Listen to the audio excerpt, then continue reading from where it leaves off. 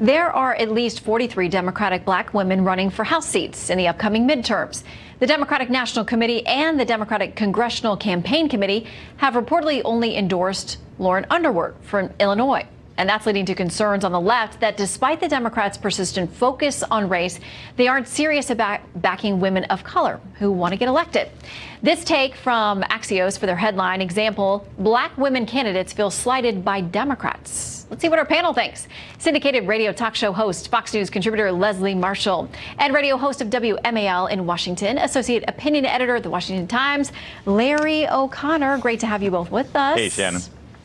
Good to be here, Shannon. Okay, so let's talk about this. We have the DNC's political and organizing director, Amanda Brown-Learman, saying African-American women are the backbone of the Democratic Party, and we know we can't take them for granted. That's why we've made meaningful investments in our state parties in order to turn out and engage women of color.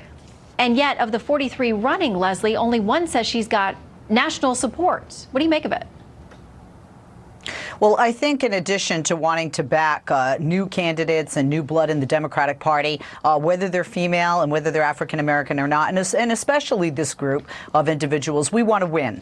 If you look in Massachusetts, for example, even the Congressional Black Caucus has backed not the African-American woman who is running, but the incumbent who is a white man, Michael Capuano. And the reason for that is when you look at the numbers. And he just is slated to win his bid for re-election. And you've got to go with that because we certainly want to not only keep what we have in the House and the Senate, but we want to flip it. Having said that, Shannon, if you look at the polls, 92% of African Americans don't like the president. 59% call themselves Democrats, and many of them that call themselves independents end up voting with Democrats. So I don't think Democrats are very worried at the end of the day when you look at the numbers. And Larry, does that get to the point? Because I think it was DNC Chair Tom Perez who said we cannot take African Americans and African American women for granted. But with those numbers, does it suggest to you that maybe they are taking them for granted? Yeah, exactly. I think Leslie just confirmed that sort of attitude. I don't think she means it in a mean-spirited way. I mean, it is politics, and you go with the winner.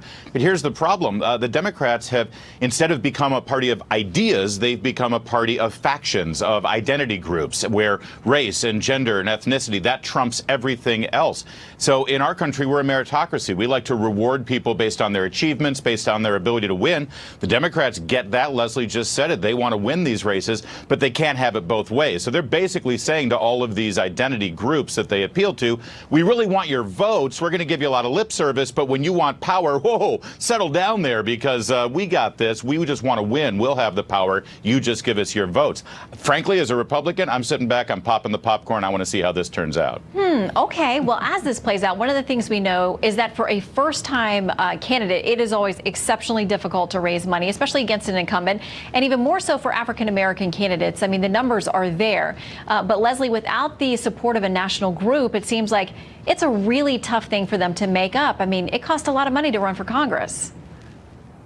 It does. That's no question. But, you know, that aside, should we, regardless of party, should we just be saying, oh, well, we're going to support this individual because of their gender? Remember all the hell we got for, oh, you shouldn't just vote for Hillary because she's a she, or for their cultural background or for their race? No, you want to put the best candidate forth. With regard to the money, Shannon, there are some groups out there, like Emily's List, for example, that write checks to women, especially Democratic women that are running, whether African-American or otherwise. And also with regard to the Democrats in California Democrats didn't put their money behind Senator Dianne Feinstein. And right now she's leading, she's cleaning up, and she's getting money, a lot more money than they could have written a check for. All right, final word to you, Larry.